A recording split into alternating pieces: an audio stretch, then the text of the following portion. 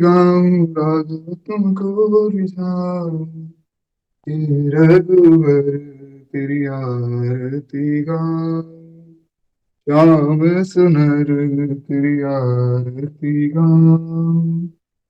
कनक सिंहासन राजत जोरी, दशरथ नंदन जनक किशोरी, न दर्शन कर आनंद मनाऊं, हे राजा राम तेरी आरती गाऊं।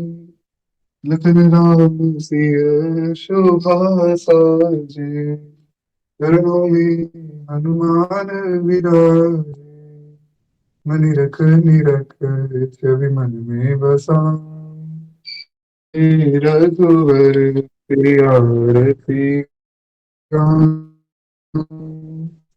मैं सेवक मेरे हाथ आप हो, हर पल मेरे साथ आप हो, मैं तन मन धन चरणों में चढ़ा, हे सीताराम तेरी आरती गाऊं। आरती गाऊं प्यारे तुमको मनाऊं, मैं आरती गाऊं राघव तुमको रिझाऊं, हे राजा राम तेरी आरती गाऊं, हे सीताराम तेरी आरती गाऊं। श्री सिया रामचंद्र भगवान की जय। गुरु ब्रह्मा गुरु विष्णु गुरुर्देव महेश्वर, गुरु साक्षात् परब्रह्म तस्मै श्री गुरुवे नमः। माता रामो मत् पिता रामचंद्र, स्वामी रामो मत् सखा रामचंद्र, सर्वस्व मय रामचंद्र दयालु, नान्यं जाने न जाने न जाने। बंदो सिय के प्राण प्रिय, सूक्ष्म शील निहार, भरत शत्रुघ्न जन सुखद, रामानुज हनुमान। राम बाम दिसि जानकी, लखन दाहिनी ओर, ध्यान सकल कल्याण में, सुर तरु तुलसी तोर। जनक सुता जग जननी जानकी, अतिशय प्रिय करुणा निधान की, आके जुग पग कमल मनाहि, जासु कृपा निर्मल मति पावो, आके जुग पग कमल मनाओ, जासु कृपा निर्मल मति पावो। तुलसी बलधामं भीमशैलावदेहं, भुजगं कृशानं ज्ञानिनामाग्रगण्यं, सकलगुणनिधानं वानराणामधीशं, श्रीरघुपते प्रियभक्तं वात जातं नमामि। बंदो श्री तुलसी के चरण जिनकी हो जग काज, कलि समुद्र बूढ़त लखे प्रगटे सब जहाज। श्री तुलसीदास के पग कमल बार बार सिरनाय, मैं गाऊं गुण सिया राम के, हनुमत होई सहाय।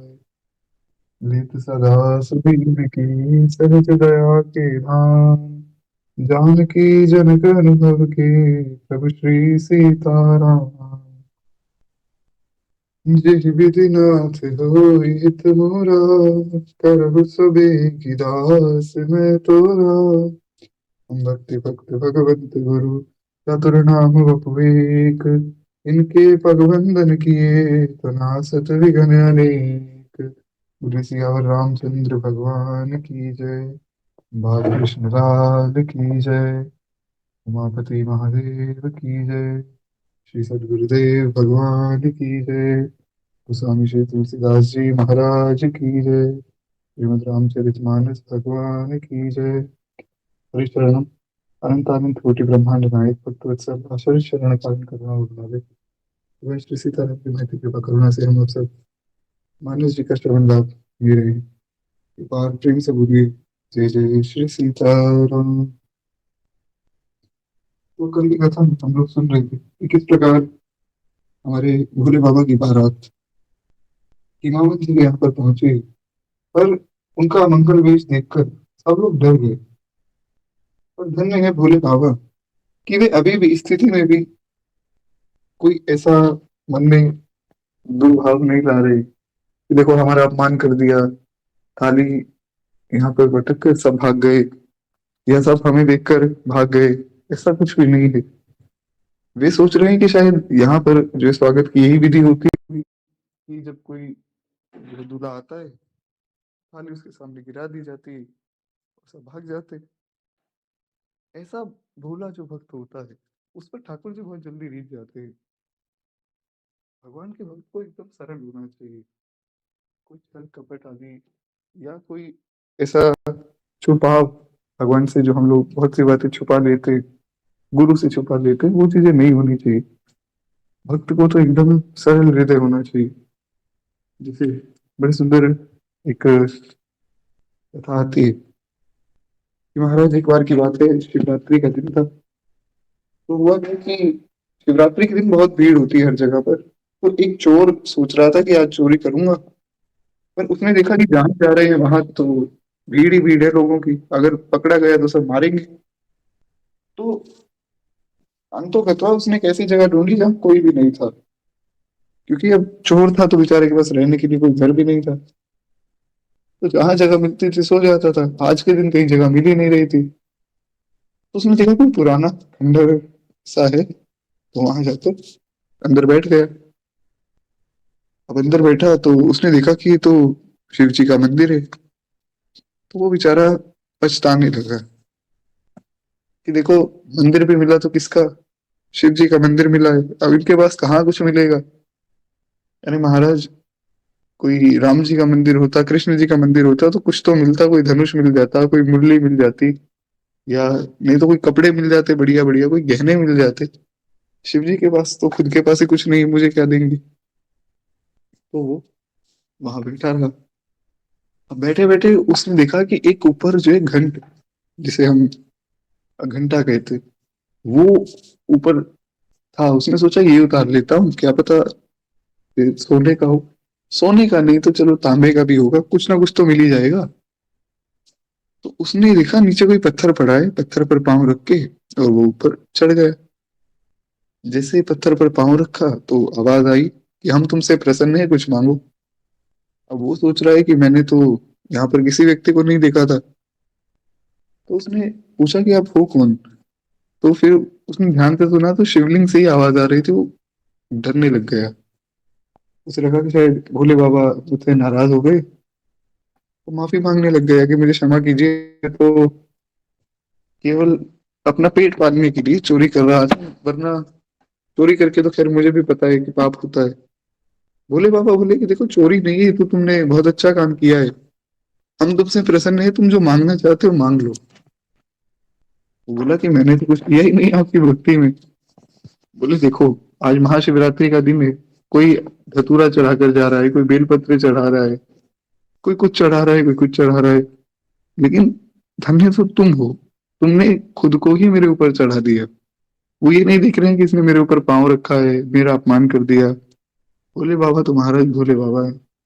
इसलिए तो गोस्वामी जी ने कहा कि दानी बड़ो दिन देत दये बिनु, वेद बड़ाई भानि बावरो, रावरो ना भवानी बावरो, रावरो ना।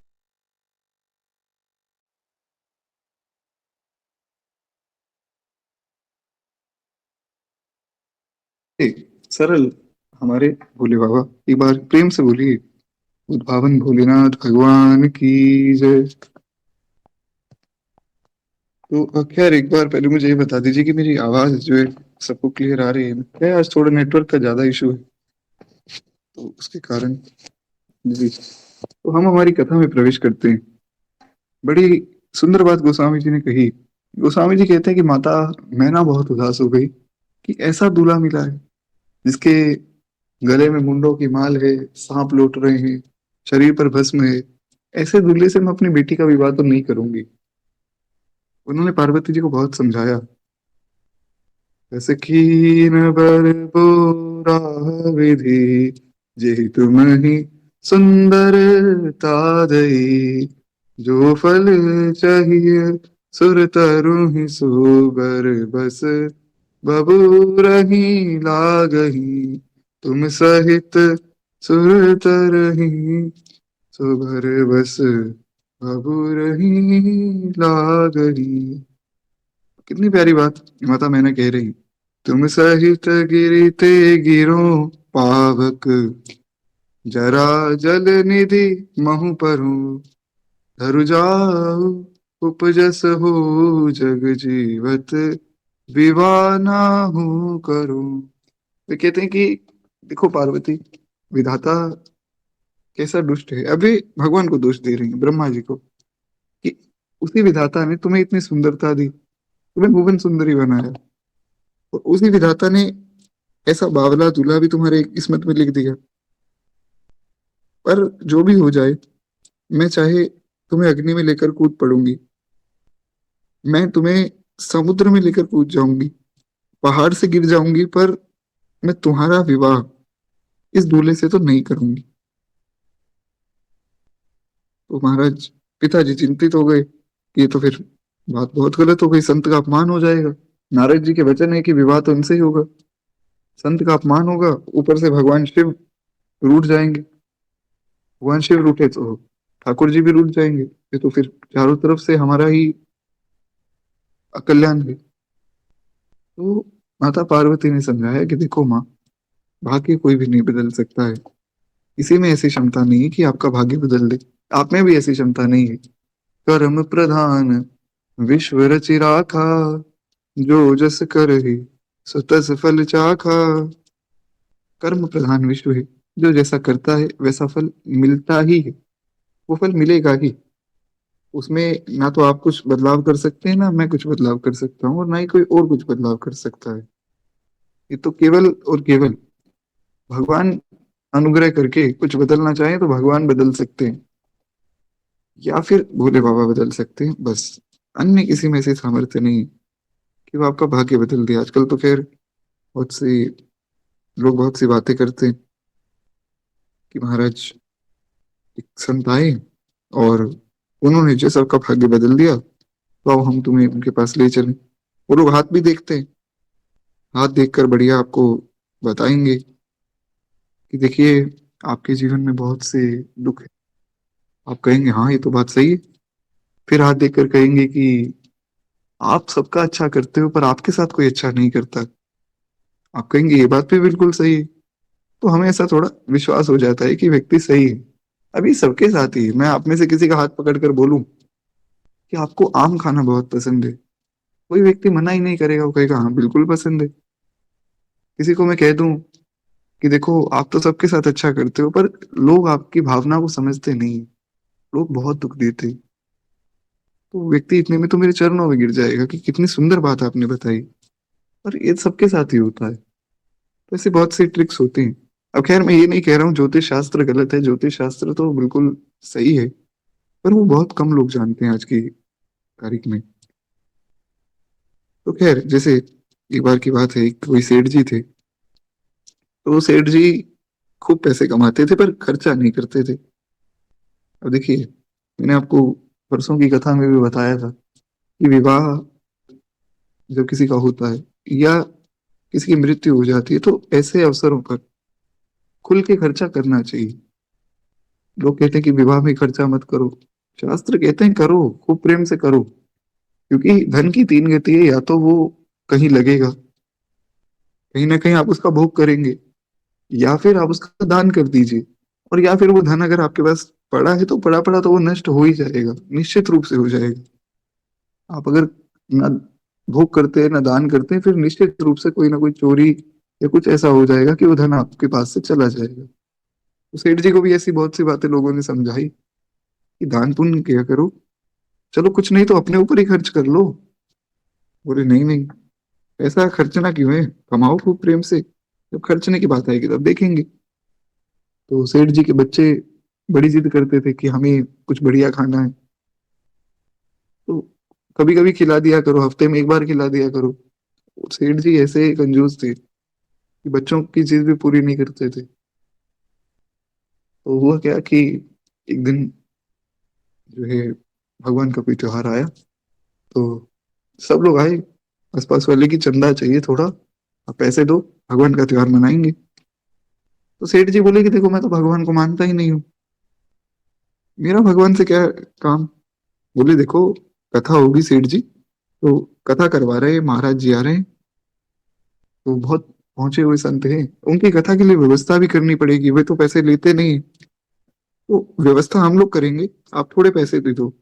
बोले देखो मैं साधु सन्यासियों से दूर रहता हूँ, ये सब ढोंगी होते हैं। तो ऐसी बहुत सी बातें कही कि उन्होंने पैसे नहीं दिए। अब हुआ क्या कि एक वहां कोई ठग बैठा था। अब जो दम्भी लोग होते हैं ना, ये बहुत ज्यादा खतरनाक होते हैं। उस ठग ने कहा कि देखो, ऐसा है, मैं इन सेठ जी से पैसे निकलवा लूंगा, बदले में जो है सोसाइटी वाले मुझे कभी तंग नहीं करेंगे। मैं अगर किसी के यहाँ पर कोई चोरी करता हूँ या कुछ ऐसा ठगता हूँ किसी को, तो मुझे आप लोग फिर दंड नहीं दोगे आज के बाद। सबने कहा कि ठीक है, आप इससे पैसे निकलवा लो बस। तो इस ठग ने एक साधु का वेश बनाया और ये महाराज सेठ जी के यहाँ पे पहुंच गए। अब देखिए, दम्भ जो है बहुत ही ज्यादा भयावह है। दम्भ ऐसा है कि ज्ञानी नाम अग्रगण्यम बुद्धिमताम वरिष्ठम। मेरे सदगुरुदेव भगवान भी एक बार के लिए कालनेमी को सच मान बैठे थे। दम्भ इतना प्रबल है कि कोई भी इससे नहीं बच सकता। एक बार को आप क्रोध से बच जाएंगे, काम से बच जाएंगे, पर दम्भ से बच पाना बहुत कठिन है। कालनेमी ने ऐसा रूप बनाया, हनुमान जी को लगा कि ये तो शायद सच में कोई संत होंगे। वो तो खैर प्रभु की कृपा जिन पर होती है, उनकी तो कोई हानि हो ही नहीं सकती। साधु ते होए ना कारज हानि। वो तो भगवान ने उन्हें सब संकेत कर दिया, वे सब जान गए। और काल नेमी को उसके बाद उन्होंने दंड भी दिया। पर एक बार को तो वे भी उसके चक्कर में पड़ गए थे। सेठ जी तो साधारण मनुष्य थे। सेठ जी ने देखा कि कोई साधु आए। सेठ जी को लगा शायद पैसे मांगने आए होंगे। सेठ जी ने कहा कि भैया यहाँ कोई पैसे नहीं मिलेंगे, आगे जाओ, कोई भिक्षा नहीं मिलेगी। तो साधु ने कहा कि देखो भैया, ऐसा है, हम पैसे तो किसी से लेते ही नहीं, क्या है, आगे जाना है, लंबा सफर है, तो कुछ समय तुम्हारे यहाँ विश्राम कर लें आज एक रात को, आगे फिर हम चले जाएंगे। और कोई जगह मिल नहीं रही। सेठ जी बोले हाँ ये ठीक है, पर मैं घर के अंदर तो किसी को रहने नहीं देता हूँ, बाहर जो है मेरे आंगन में एक झोपड़ी बनी हुई है, उसमें बैठ जाओ। बोले ठीक है। अब वो साधु, यानी कि वो ठग जो साधु के रूप में था, वो वहां लेट गए। और ना तो 6 घंटे के लिए कोई भोजन मांगा, ना कोई पानी मांगा। सेठ जी सोच रहे हैं कि ये तो लगता है बहुत पहुंचे हुए सिद्ध संत है। ना तो कोई भोजन मांग रहे, ना पानी मांग रहे, 6 घंटे हो गए, रात भी निकल गई। अगले दिन महाराज साधु वहां से चले गए।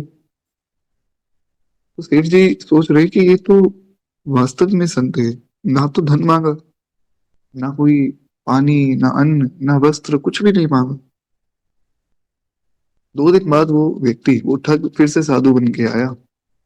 और सेठ जी ने देखा, सेठ जी ने प्रणाम किया, तो बोले कि महाराज मैं चोर हूं, आप मुझे सजा दीजिए। सेठ जी बोले कि आप तो संत हैं, आप खुद को चोर क्यों कह रहे हैं। बोले कि नहीं महाराज, मैं चोर हूँ। सेठ जी ने सोचा कि देखो, संतों का स्वभाव होता है, खुद की निंदा करते रहते हैं, कभी खुद को संत मानते ही नहीं, तो शायद इसलिए कह रहे होंगे। बोले कि महाराज, मैं आपका जो ये सुंदर रूप देखकर, आपका सुंदर भाव देखकर मैं तो बहुत प्रसन्न हो गया। मुझे तो संतों में, साधुओं में विश्वास था ही नहीं, पर आप मुझे सच्चे साधु लगे। आप खुद को चोर बता रहे हैं, ऐसा क्यों। बोले कि कल मैं 2 दिन पहले मैं आपकी कुटिया में बैठा था, तो वहां पर जो है एक तिनका मेरी जटा में फंस गया था आपकी कुटिया का। तो जब मैंने देखा, तो मुझे ध्यान आया कि ये तो सेठ जी की कुटिया का तिनका है, तो मैं इसे लौटाने आया हूँ। देखिए, संत और असंत में भी यही भेद है। एक होता है मुस्कुराना, और एक होता है बहुत ज्यादा मुस्कुराना। तो जो बहुत ज्यादा ही मुस्कुराने लग जाए, समझ जाइए कि यहाँ कुछ ना कुछ जो है गड़बड़ है। तो जरूरी नहीं कि हर संत आपसे पैसे ही मांगेगा। यार बहुत से ऐसे भी लोग हैं जो पेटीएम में पैसे भी मांग लेते हैं। पर जरूरी नहीं कि ऐसा हर व्यक्ति ऐसा हो। कुछ लोग नहीं भी मांगते हैं, कुछ लोग बिना पैसे मांगे ही ठग लेते हैं। तो साधु और असाधु में हमें सावधान रहना चाहिए। अब महाराज सेठ जी तो चरणों में गिर गए, बोले कि इतना निस्वार्थ संत कि एक तिनका भी आप वापस लौटाने आए हैं। बोले मैं आपकी कुछ सेवा करना चाहता हूँ, वैसे तो मैंने कभी आज तक दान किया नहीं, पर आप मांगिए। आप, क्या मैं आपकी सेवा कर सकता हूँ? कोई दान दक्षिणा, कोई वस्त्र, अन्न, कुछ तो आप कहिए। तो सेठ जी ने पहले पूछा कि मैं आपको कुछ भोजन करा दूं। बोले हम तो देखो हवा खाकर जिंदा रहते हैं, बस हवा पे ही जिंदा रहते हैं। हजारों सालों से मैं जिंदा हूँ और मैं बस हवा ही खा रहा हूँ। अब कोई भी साधारण मनुष्य होगा वो समझ जाएगा कि ये व्यक्ति ढोंगी है। हजारों सालों से कोई कैसे जिंदा रह सकता है, और हवा पे कोई कैसे जिंदा रह सकता है? तो सेठ जी को लगा कि शायद सच में ऐसा होगा। बोले महाराज कुछ धन से आपकी सेवा कर दूं। बोले अरे राम राम, धन नहीं, धन और स्त्री, इन दो से मैं दूर रहता हूँ। मैं तो बस तिनका लौटाने आया था, अब मैं चलता हूँ। तो सेठ जी बोले कि महाराज ठीक, आप मेरा छोटा सा काम कर दीजिए। क्या है कि मेरा बड़ा मन है गंगा स्नान करने का, पर मुझे अपनी पत्नी पे और अपने घर के जो नौकर हैं उन पे विश्वास नहीं है कि मैं इनके भरोसे जो है घर छोड़कर जा नहीं सकता, क्या पता है पीछे से कुछ ना कुछ चुरा ले। तो आप जो है बड़े निस्वार्थ हैं, आप अगर 2 दिन मेरे घर पे रुक जाएं तो मैं गंगा स्नान करके आ जाऊंगा। तो वो पाखंडी यानी कि वो संत जो है वो बोले कि हाँ कोई बात नहीं, वैसे तो खैर हम ज्यादा समय रुकते नहीं है कहीं पर चलो, तुम तो गंगा जी के स्नान के लिए जा रहे हो, पुण्य का काम है, तो रुक जाते हैं। महाराज सेठ जी तो गए गंगा स्नान के लिए पीछे से। वो ठग अपने असली रूप में आया और सेठ जी की पत्नी के साथ उसने मिलकर एक बढ़िया प्लान बनाया कि हम लोग यहाँ से भागेंगे। और दोनों भाग गए। भागकर, अब क्योंकि सेठ जी गांव में रहते थे तो आगे जाकर शहर में वे लोग कुछ ना कुछ ढूंढने लगे, तो किसी ने बताया कि देखो राजा के यहाँ पर एक गायक की आवश्यकता है। पहले के जो राजा हैं वो काफी कुछ जो है गायन आदि नृत्य आदि सुना करते थे। तो बोले कि एक गायक की आवश्यकता है और कोई नृत्य कर सके तो बहुत ही बढ़िया है। तो वो ठग और जो सेठ जी की पत्नी थे वो दोनों तो वहां से भागे ही थे। उन्होंने सोचा कि चलो हम चलते हैं। अंदर गए, राजा को कहा कि देखिए मैं तो गायक हूँ और ये मेरी पत्नी है, ये जो है ये नृत्य कर सकती है। राजा को लगा शायद सच में ऐसा होगा। राजा बोले ठीक है, आज से आप हमारे दरबार में गाइए और नृत्य कीजिए। और उधर से जो है सेठ जी गंगा स्नान करके जब वापस आए तो पता लगा कि सब कुछ तो गया महाराज। देखिए सेठ जी ने ना तो कभी उसका भोग किया था ना दान किया था, इसलिए वो धन लुट गया। धन की केवल 3 ही गति है। खैर उसके बाद सेठ जी ने सोचा कि चलो धन गया सो गया, कम से कम अपनी पत्नी को तो ढूंढ के लाऊं। महाराज सेठ जी पहुंचे शहर में तो पता लगा कि राजा के यहाँ पर जो है 2 लोग नए आए और खुद को पति पत्नी बता रहे हैं। सेठ जी ने सोचा कि चलो देखा जाए, क्या पता ये वही हो। अब राजा जो है उनके गाने से और नृत्य से बहुत प्रसन्न हो गए। राजा ने कहा कि वरदान मांगो, कुछ मांग लो, हम कुछ देना चाहते हैं तुम्हें। तो बोला कि महाराज समय आएगा तब मैं आपसे मांग लूंगा। अब जैसे ही वो सेठ जी दरबार में पहुंचे, उस ठग ने कह दिया कि महाराज आपको याद होगा आपने कहा था कि कुछ मांगने के लिए, तो आज मैं आपसे मांगता हूँ कि ये जो व्यक्ति आया है इससे बिना कुछ पूछताछ किए इसको फांसी दे दीजिए। राजा ने कहा ये तो बड़ी गलत बात है, हम ना इसको जानते ना ये हमें जानता, और इसको फांसी कैसे दे दे? बोले फिर तो देखिए आप अपने राजधर्म से पीछे हट रहे हैं, आपने कहा था कि जो मांगोगे मुंह मांगी वस्ती दूंगा। राजा ने कहा ठीक है इस व्यक्ति को फांसी पे चढ़ा दो। सेठ जी बोले कि मेरी गलती क्या है, मुझे फांसी पे क्यों चढ़ा रहे हो? बोले बस राजा ने कह दिया, कोई अंतिम इच्छा है तो बताओ। बोले हाँ एक अंतिम इच्छा तो है कि मैं राजा को एक गाना सुनाना चाहता हूँ। बोले ठीक है महाराज। राजा के सामने सब सुंदर व्यवस्था की गई।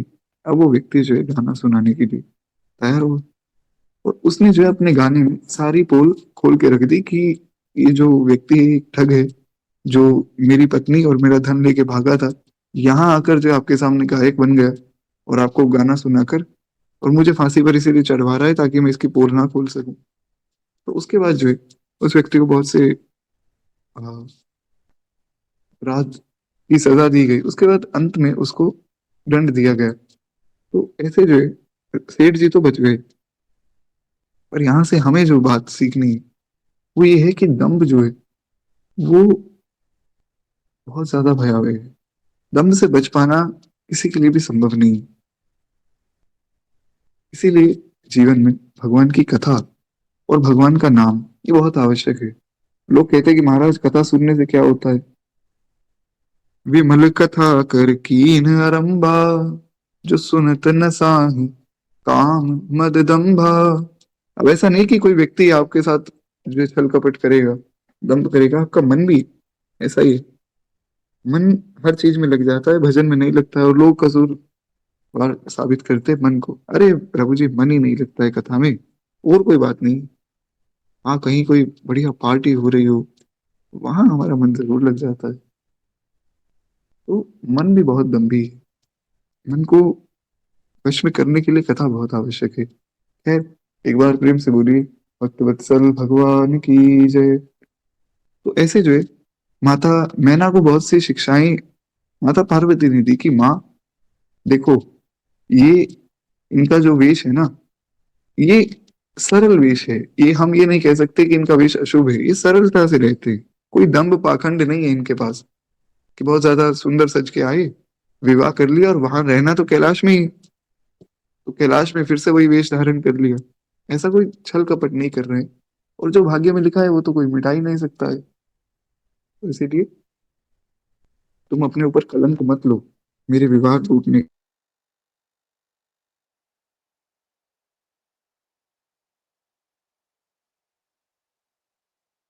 तो खैर आगे, अब नारद जी वहां पर आ रहे।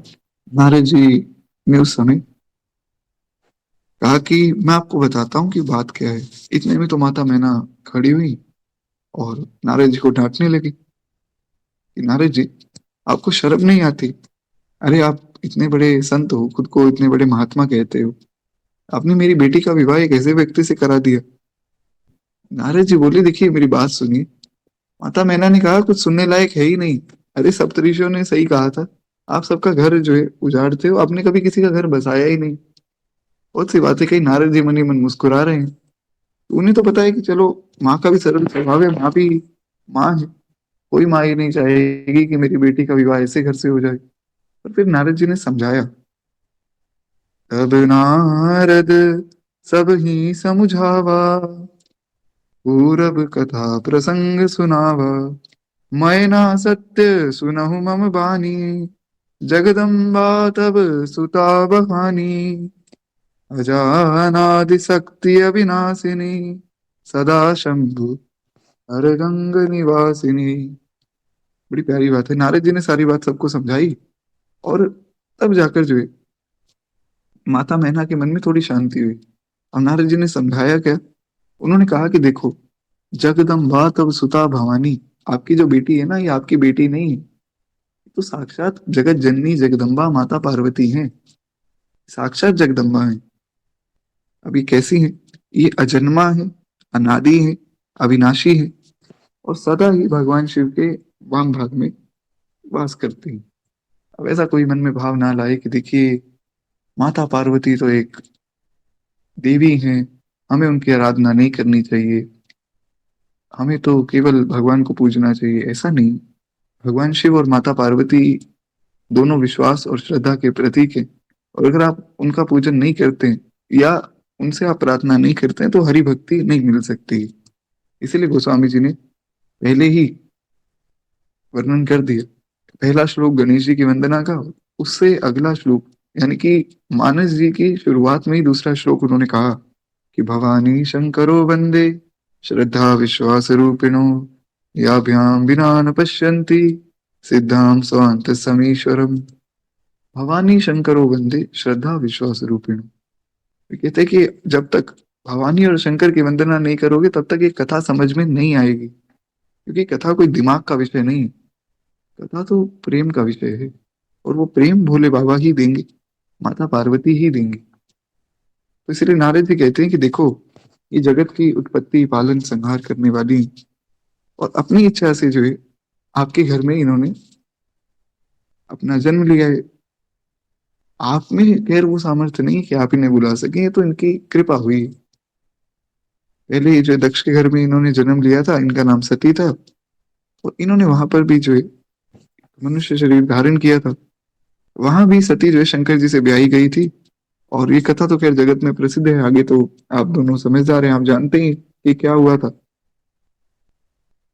एक बार आवत शिव संगा, देखे रघुकुल कमल पतंगा, भयहु मोह शिव कहा न कीना, ब्रह्म बस भेष सिए कर दीना। कहते हैं कि जब ये सती थी तो एक बार शिव जी के संग कथा सुनकर आ रही थी, तो सामने जो है राम जी दिखे, रघुकुल शिरोमणि, रघुकुल के लिए कमल के स्वरूप। यानी कि रघुकुल तो श्रेष्ठ था ही पहले से ही, लेकिन जब राम जी प्रकट हुए तो वो कमल की तरह खिल गया। कमल तो सुंदर होता ही है, पर जब वो खिल जाता है तो और सुंदर हो जाता है। तो कहते हैं कि रघुकुल के कमल स्वरूप श्री रामचंद्र जी को देखा, इनके मन में मोह आ गया। मोह हुआ कि ये भगवान कैसे हो सकते हैं जो अपनी पत्नी के विरह में रो रहे हैं। भगवान शिव ने समझाया कि देखिए, ये तो केवल एक लीला है, भगवान का प्रेम तो दिव्य है। तो ऐसा आप मन में मोह, संदेह, इन चीजों को मत लाइए। लेकिन माता सती मानी नहीं, और भगवान शिव की आज्ञा की अवज्ञा करके वे जो है राम जी की परीक्षा लेने चली गई, और जानकी जी का रूप धारण कर लिया। सियवेश सती जो कीन तेहि, अपराध शंकर परिहरी, हर विरह जाई बहोरी पितु के, जग जोगानल जरी। अब जननी तुम्हारे भवन निज बति लागी, दारुण तप किया, हस जानि संशय तजहु गिरिजा, सर्वदा शंकर प्रिया। हाँ, गिरिजा सर्वदा शंकर प्रिया। कहते हैं कि सती जी ने सीता जी का वेश धारण किया, और उसके बाद की कथा तो आपको पता ही है। तो उसके अपराध में जो है शंकर जी ने त्याग दिया था। फिर पिता के यज्ञ में जाकर इन्होंने जो है योग अग्नि से अपने शरीर को भस्म कर दिया, और अब जो है ये वापिस इन्होंने जन्म लिया है, और अब ये आपके पुत्री के रूप में आई है। पर आप ऐसा संदेह मत कीजिए कि मेरी बेटी है, ये तो सर्वदा से ही भगवान शिव की प्रिया है, यानी कि उनकी अर्धांगिनी है। तो इसीलिए आप इनका विवाह भगवान शिव से करवा दीजिए, क्योंकि इस विवाह को कोई रोक नहीं सकता है। आप ना करवाएंगे तो भी विवाह तो होगा ही। अच्छा है कि हम जो प्रेम से करवा दें। तो नारद जी के वचन सुनकर सबका विषाद मिटा, और सबने जो है माता पार्वती से क्षमा मांगी, उनको नतमस्तक हुए। एक बार प्रेम से बोलिए, जगत जननी माँ पार्वती की जय। तो खैर, हम भी ये बात जीवन में धारण करें कि जो भी वैष्णव है, उन्हें भी भगवान शिव और माँ पार्वती का आशीर्वाद अवश्य लेना चाहिए, क्योंकि उनके आशीर्वाद के बिना हम भगवान की भक्ति तो नहीं पा सकते हैं। खैर, बहुत सी बातें, और हमें जो है उन बातों को नहीं सुनना चाहिए, कहीं कोई भेद नहीं करना चाहिए। भेद करने से केवल और केवल हमारे मन में दुर्भाव आते, भक्ति नहीं होती। खैर, आगे जो है, अब माता मैना तो मान गई, और हिमावन जी पहले से ही माने हुए थे। तो अब जो है दोनों ने पार्वती जी की वंदना की, बड़ी प्यारी वंदना दोनों ने की। थोड़ा सा अगर आप लोग कहें तो विनय पत्रिका में एक बड़ा सुंदर पद है, गोस्वामी जी ने लिखा है, थोड़ा सा हम उसको सुनते हैं, माता पार्वती की थोड़ी सी हम वंदना करते हैं, बाकी धीरे धीरे हम आगे बढ़ेंगे। अब आप लोग बताइए, पद बड़ा सुंदर है।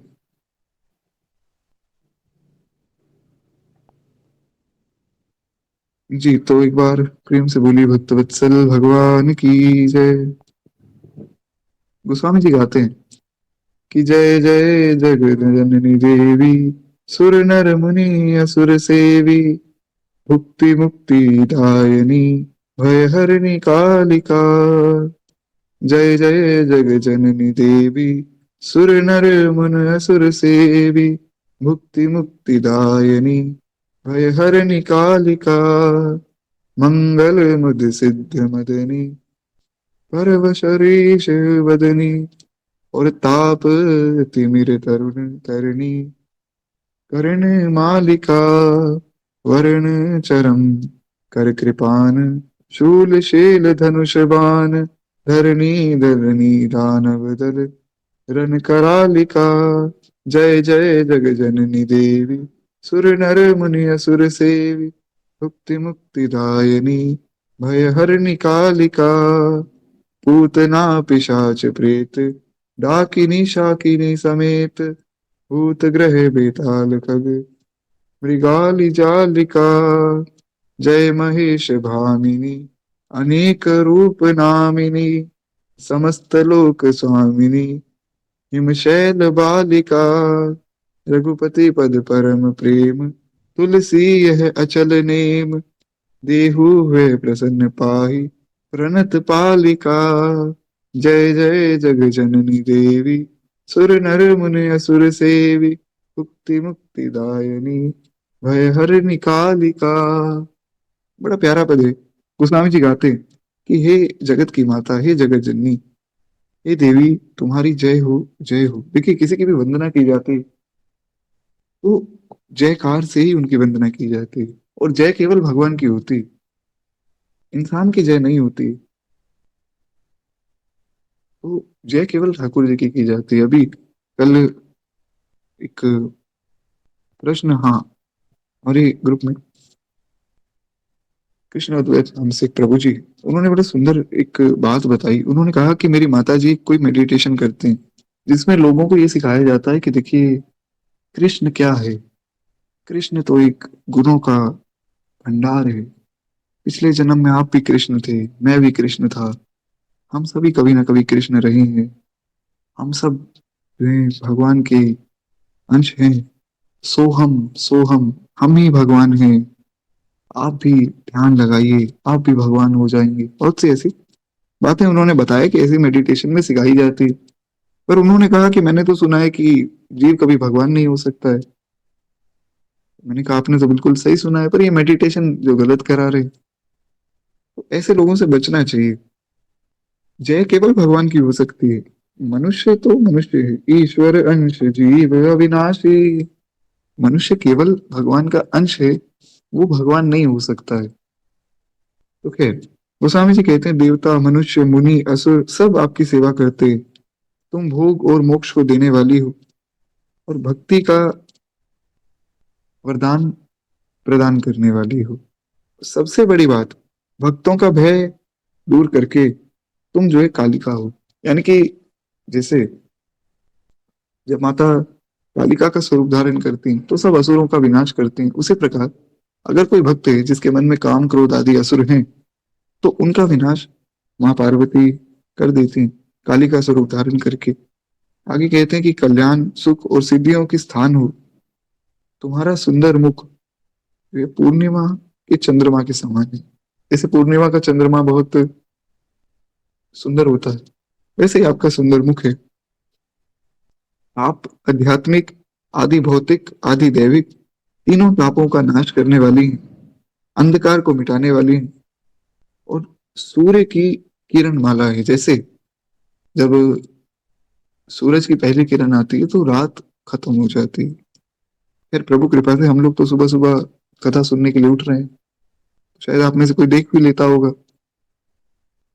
कुछ ऐसे लोग हैं जिन्होंने कभी उगते हुए सूरज को देखा ही नहीं, जिनको पता ही नहीं कि सूरज जब उगता है तो कैसा लगता है। तो हुआ क्या, एक बार कहीं मैं कुछ ऐसा ही कोई प्रसंग कह रहा था, तो प्रसंग कहते कहते किसी ने मुझसे पूछ लिया कि प्रभु जी, सूरज तो जो है येलो कलर का दिखता है। मैंने कहा हाँ दिखता तो है, ठीक है, आपकी बात मानी जा सकती है। तो बोले आपने तो कथा में कह दिया था कि जब सूरज की पहली किरण आती है तो सब लाल लाल हो जाता है। तो मैंने कहा आपने कभी उगते हुए सूरज को देखा नहीं? बोले नहीं, मैं तो 12 बजे उठता हूँ, और जब स्कूल जाना होता था तब भी मैं तो 8 बजे उठता था। सूरज तो पहले ही उग जाता है। तो ऐसे भी लोग हैं। खैर प्रभु की कृपा मानिए कि हम तो इतने सौभाग्यशाली तो हैं कि उगता हुआ सूरज तो देख ही सकते हैं कभी ना कभी। खैर, एक बार प्रेम से बोलिए भक्त वत्सल भगवान की जय। तो वे कहते हैं कि जैसे सूर्य की पहली किरण आती है तो अंधकार खत्म हो जाता है, रात को कितने ही जुगनू चमक रहे हो, पर रात तभी खत्म होती है जब सूर्य की पहली किरण आती है। उसी प्रकार माता पार्वती जब आपके जीवन में श्रद्धा का दान करती हैं, या देवी सर्वभूतेषु श्रद्धा रूपेण संसिता, नमस्तस्यै नमस्तस्यै नमस्तस्यै नमो नमः। भक्त कहता है कि हे माँ, आप श्रद्धा के स्वरूप हैं, आप मुझे श्रद्धा दीजिए। और जब वे श्रद्धा देती हैं, कथा में श्रद्धा उत्पन्न होती है, तब जो है आपके जीवन से सारा अंधकार मिट जाता है। तुम्हारे शरीर पर कवच है, तुम हाथों में ढाल तलवार त्रिशूल सांगी और धनुष बाण लिए हो, दानवों के दल का संहार करने वाली हो, रन में विकराल रूप धारण कर लेती हो।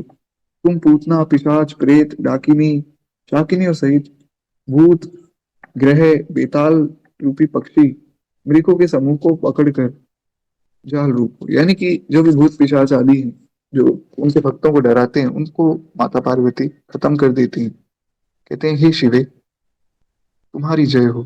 तुम्हारे अनेक रूप अनेक नाम हैं। तुम समस्त संसार की स्वामिनी हो और हिमाचल की कन्या हो। हे शरणागत की रक्षा करने वाली। अब देखिए गोस्वामी जी क्या मांग रहे हैं, बड़ी सुंदर बात है। एक वैष्णव को कैसा होना चाहिए वो गोस्वामी जी बताते हैं। कोई भेद नहीं, कोई दुराव नहीं। गोस्वामी जी परम सरल है।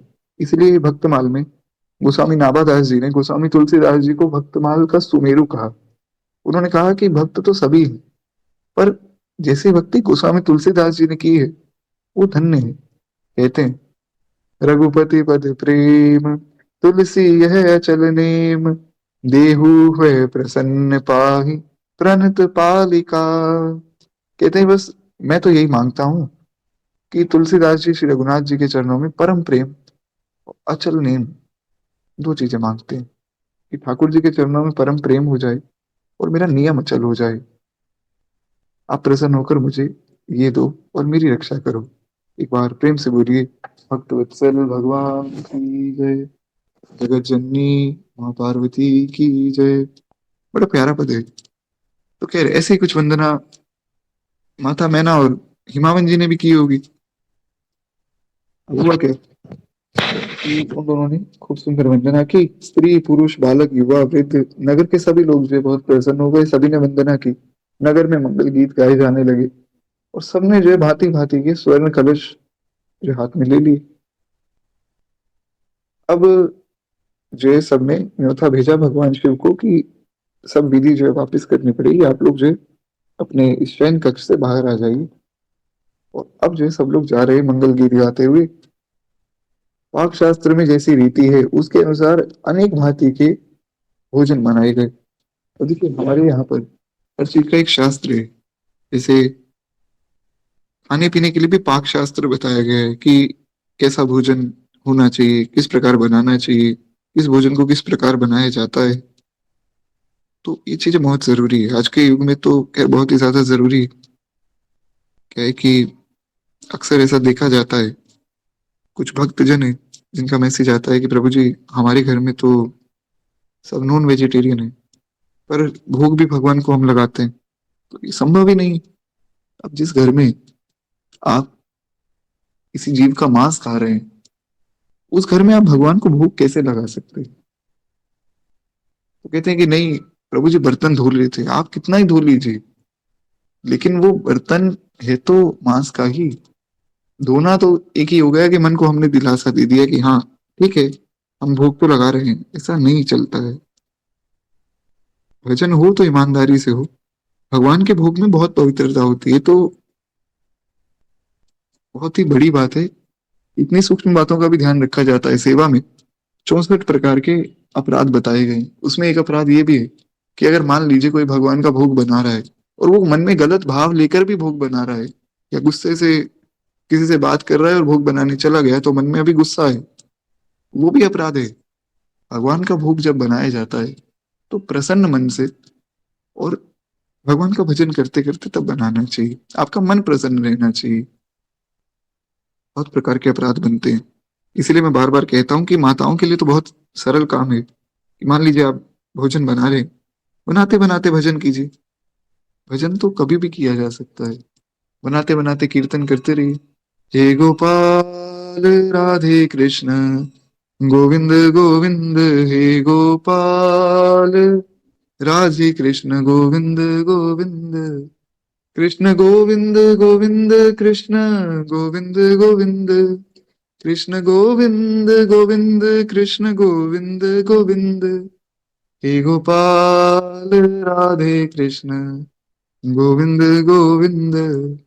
किसी भी नाम का, जो नाम आपको भाई, श्रीमन नारायण नारायण नारायण, तो जो भी नाम आपको भाई, खूब प्रेम से मन ही मन कीर्तन करते रहिए, भजन गाते रहिए।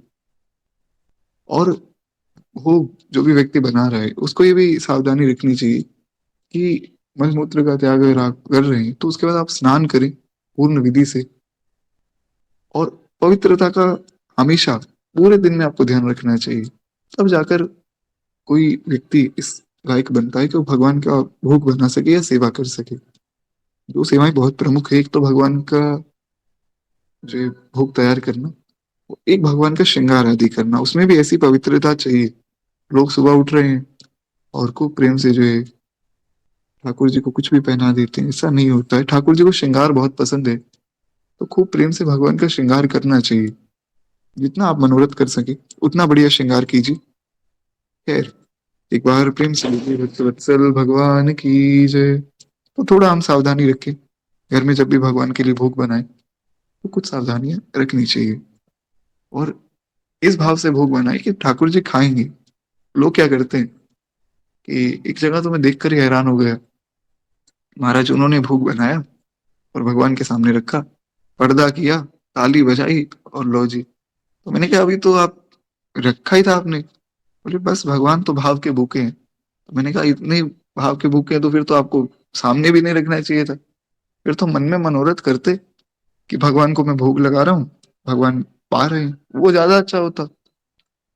बोले नहीं नहीं, ऐसा नहीं होता है, भगवान तो बस भाव देखते हैं। भाव तो देखते हैं पर भाव आप दिखाएंगे तभी तो देखते हैं। अब हम लोग ऐसा करते हैं कि भोग बनाया, गर्मा गर्म भगवान के आगे रखा, ना तो हम ये परवाह है कि भगवान इतना गर्म खाएंगे कैसे, रख भी दिया तो हमने बस पर्दा किया और हटा लिया। ऐसा नहीं होता है, भगवान खा रहे हैं। खूब प्रेम से ऐसा मन में मनोरथ कीजिए और खड़े रहिए, प्रतीक्षा कीजिए। प्रतीक्षा से ही भगवान मिलते हैं। शबरी माता ने इतनी प्रतीक्षा की तब जाकर राम जी आए। उन्होंने कोई वेद शास्त्र नहीं पढ़ा था, उनको कोई पुराण पढ़ने की आवश्यकता नहीं थी। उन्होंने तो केवल प्रतीक्षा की है। और ठाकुर जी सबको छोड़कर केवल शबरी जी के यहाँ पहुंचे हैं। एक बार प्रेम से बोलिए श्री शबरी माता की जय। तो खैर, ऐसी सब विधियों का ध्यान रखते हुए बड़े सुंदर जो है भोजन की सामग्री वहां बनाई गई। अब गोस्वामी जी कह रहे हैं कि मैं आप सबसे एक बात पूछता हूँ। सोचिए, जिस घर में स्वयं साक्षात जगत जननी भवानी हूँ, जिस घर में साक्षात अन्नपूर्णा बैठी हूँ, उस घर में कैसा भोजन बनेगा ये बताने की आवश्यकता ही नहीं। तो वहां जो है अब ज्योनार हुआ। ज्योनार जो है एक विधि है जो जिसमें भोजन कराया जाता है। तो गोस्वामी जी कहते हैं वहां का ज्योनार का वर्णन मैं नहीं कर सकता हूँ क्योंकि साक्षात अन्नपूर्णा के हाथ का भोजन वहां बना है। सबने खूब तृप्त होकर पाया है। हिमाचल ने आदर पूर्वक सभी बारातियों को, भगवान विष्णु को, ब्रह्मा जी को और आदि सभी देवताओं को भी बुलाया। भोजन की बहुत सी पतंगे बैठी। अब महाराज सब भोजन कर रहे हैं। चतुर रसोइये परोसने लगे। देखिए, रसोइये के लिए भी एक सुंदर बात मैं बताता हूँ। जब कोई व्यक्ति इस भाव से भोजन बना रहा है कि थोड़ा सा भोजन मैं अपने लिए बचा लेता हूँ पहले ही, कुछ लोग क्या करते हैं पहले ही थोड़ा सा अलग रख लेते हैं अपने लिए कि बाद में मेरे लिए बचे ना बचे, तो निश्चित रूप से वहां जो है भोजन की कमी होगी। और अगर कोई इस भाव से बना रहा है कि मेरे ठाकुर जी जो है हर रूप में बैठे हैं भोजन पाने के लिए, तो भोजन सारा लग भी गया, सामग्री खत्म भी हो गई तो भी कोई बात नहीं। विश्वास मानिएगा, निश्चित रूप से भोजन बचेगा। उसके बाद जो बनाने वाला है वो भी पालेगा, उसके बाद भी बच जाएगा। क्योंकि भोजन कोई साधारण वस्तु नहीं। और उसमें भी अगर आपने भगवान को भोग लगा दिया फिर तो प्रसाद तो महाराज प्रसाद है, कहना ही क्या। तो बनाने वाले का भाव बहुत शुद्ध होना चाहिए। खूब प्रेम से भोजन बनाए और खूब प्रेम से उसको परोसा जाए। दोनों ही चीजें आवश्यक है। तो चतुर रसोइये परोसने लगे का अर्थ यही है कि वे खूब प्रेम से परोस रहे हैं। स्त्रियों की मंडलियां जो देवताओं को भोजन कराती हैं, और ऐसा जानकर साथ के साथ थोड़ी गालियां भी दे रही हैं। थोड़ा सा ताना मारना और ये सब चीजें तो बहुत प्रसिद्ध है विवाह आदि के कार्यक्रम में। और अभी तो जो है ठाकुर जी का विवाह होगा, आगे हमारे राम जी का जो विवाह होगा उसमें तो ऐसी ऐसी गालियां मिली है राम जी को कि क्या कहा जाए महाराज। तो गालियों का यहाँ अर्थ ये नहीं कि जैसे आजकल अभद्र शब्द लोग कहते हैं वैसे नहीं। गालियां यानी कि ताने या मधुर भाषा में कुछ ऐसा कहना। बड़ा सुंदर छंद गोस्वामी जी लिखते हैं। वे कहते हैं, गारी मधुर स्वर देहि सुंदरी, विंग्य वचन सुनावही, भोजन करहि सुर अति विलंब विनोद, सुनी सचु पावही, जेवत जो बड़यो आनंद, सो मुख कोटि हूँ न पर कयो, अचवाई दीने पान गवने बास, जहां जाको रहो। वे कहते हैं कि सब सुंदर स्त्रियां जो हमारी माता पार्वती की सब सखियां हैं, वे सब गालियां देने लगी और व्यंग भरे वचन कहने लगी। गालियों का अर्थ यही है, व्यंग भरे वचन कहना, थोड़ा मजाक करना, थोड़े ताने मारना। देवगन जो है विनोद सुनकर बहुत सुख का अनुभव करते हैं। इसलिए जो भोजन करने में बड़ी देर लगा रहे हैं। सब लोग जो है बातों में ध्यान दे रहे हैं, धीरे धीरे भोजन हो रहा है। वो भोजन के समय जो आनंद बढ़ा, वो करोड़ों मुख से कहा नहीं जा सकता है। सबके हाथ मुख धुलवाकर सबको पान दिया गया। भगवान की सेवा में भी अंतिम सेवा यही होती है कि भगवान जब शयन करने जाएं तब वीर आकर आया जाए, यानी कि पान से भगवान की सेवा की जाती है। जो निकुंज होते हैं वहां पर आज भी ऐसी सेवा होती है। कोई कर सके तो बहुत अच्छा है। तो खैर कहते हैं फिर वे लोग वहां चले गए जहाँ सब लोग ठहरे थे। फिर मुनियों ने लौटकर हिमावन जी को लगन की सब आगे की विधि सुनाई कि इस दिन ये सब कार्यक्रम होगा। और विवाह का समय देखकर देवताओं को बुलावा भेजा गया। सब देवताओं को आदर सहित बुलाया गया कि अब मुझे विवाह करना है, आप सब आ जाइए। सबको जो यथा योग्य आसन दिया गया, वेद की रीति से वेदी सजाई गई और स्त्रियां सुंदर श्रेष्ठ मंगल गीत गाने लगी। अब कल जो है हमारे भोले बाबा का परम मंगल में वेद विधि से विवाह होने वाला है। आप सभी को आना है। आज वाणी को ही विश्राम देते हुए केवल 2 मिनट प्रेम से मानस जी की हम लोग आरती करें। एक बार प्रेम से बोलिए, भूत पावन भोलेनाथ भगवान की जय, भक्तवत्सल भगवान की जय। जय जय श्री सीताराम। आरती श्री रामायण जी की, कीरति कलित ललित सियपी की। आरती श्री रामायण जी की, कीरति कलित ललित सियपी की। गावत ब्रह्मादिक मुनि नारद, वाल्मीकि विज्ञान विशारद, सुख सनकादि शेष अरु सारद, बरनी पवन सुत कीरतिनी की। आरती श्री रामायण जी की, कीरति कलित ललित सियपी की। गावत वेद पुराण अष्टदश, छहु शास्त्र सब ग्रंथन को रस, मुनि जन घन संतन को सर बस, सार अंश सम्मत सब ही की। आरती श्री रामायण जी की, कीरति कलित ललित सियपी की। गावत संतत शंभु भवानी, अर्घट संभव मुनि विज्ञानी, व्यास आदि कवि बरज बखानी, कागव संडि गरुड़ के रही की। आरती श्री रामायण जी की, कीरति कलित ललित सियपी की। कलिमल हरण विषय रस पी की, सुभग श्रृंगार मुक्ति जुबती की। दलन रोग भव मोरि अमी की, तात मात सब विधि तुलसी की, आरती श्री रामायण जी की, कीरति कलित ललित सिय पी की, सिय सिय सुमिरत राम जो, सिय सुमिरत श्री राम, युगल नाम अनुभव जप, और भक्त लगे विश्राम। बोलिए सियावर रामचंद्र भगवान की जय। बाल कृष्ण लाल की जय। उमापति महादेव की जय। श्री सद्गुरुदेव भगवान की जय। स्वामी श्री तुलसीदास जी महाराज की जय। श्रीमद् रामचरितमानस भगवान की जय। सब संतन की जय, सब भक्तन की जय। आज के आनंद की जय। जय जय श्री सीताराम, जय जय श्री राधे श्याम। नमः पार्वती पतये, हर हर महादेव शंकर। जी, तो किसी का कोई प्रश्न है तो आप पूछ सकते हैं, नहीं तो भजन करते हैं।